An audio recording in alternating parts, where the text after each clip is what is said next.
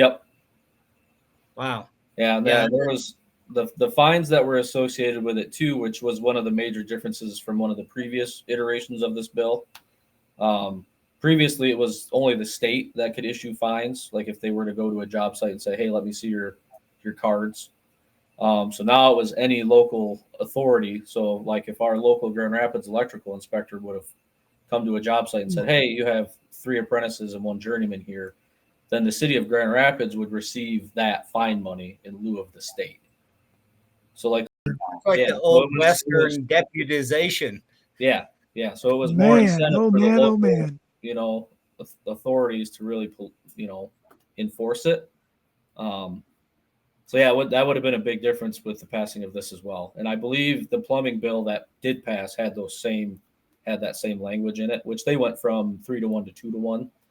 So that's it's still a drop in theirs, but at least it's better than 1 to 1. So, Yeah.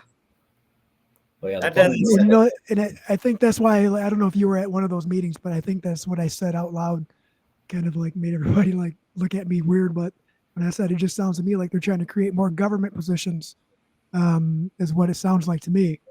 And yeah, everybody kind of, I don't know. I say some things sometimes in those meetings that Well, you're probably need to you're be kind of heard, but nobody wants to say. you're kind of pitting government facilities against one another. Who can get to you first? Because Yeah. whoever's going to get that fine money, that's a it sounds like a terrible piece of legislation there that you guys avoided.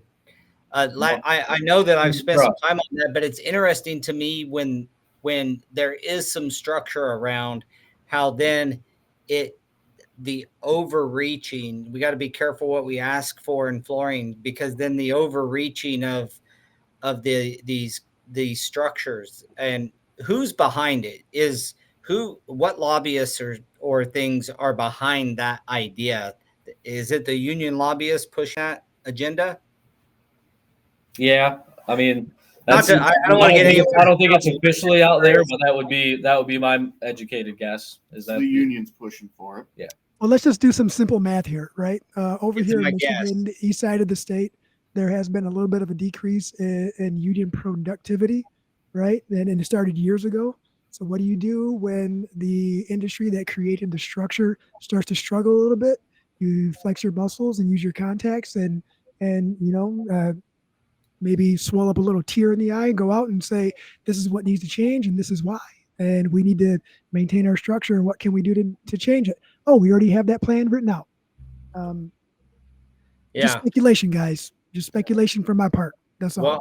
Well, we're always asking for more structure on our side because, like I said, our biggest problem is one of the biggest problems I'd say is that anybody can just jump in a truck and say they can do flooring. It's very much subcontractor driven. So most of us sub our labor out.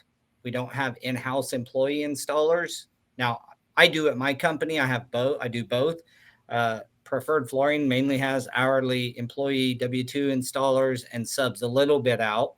But there's most companies in Kansas, Oklahoma, Nebraska, Texas, like anywhere that's not heavily unionized, subcontractors kind of run the gamut. They do the most work. So if you can imagine, if you were in the same position, some new sub comes in and says, yeah, I'm great. You need work done.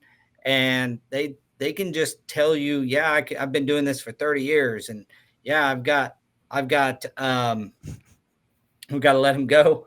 But that's probably our biggest problem is the fact that we have completely unqualified guys saying that they can do work. And being deceptive about it even. And that's an industry problem.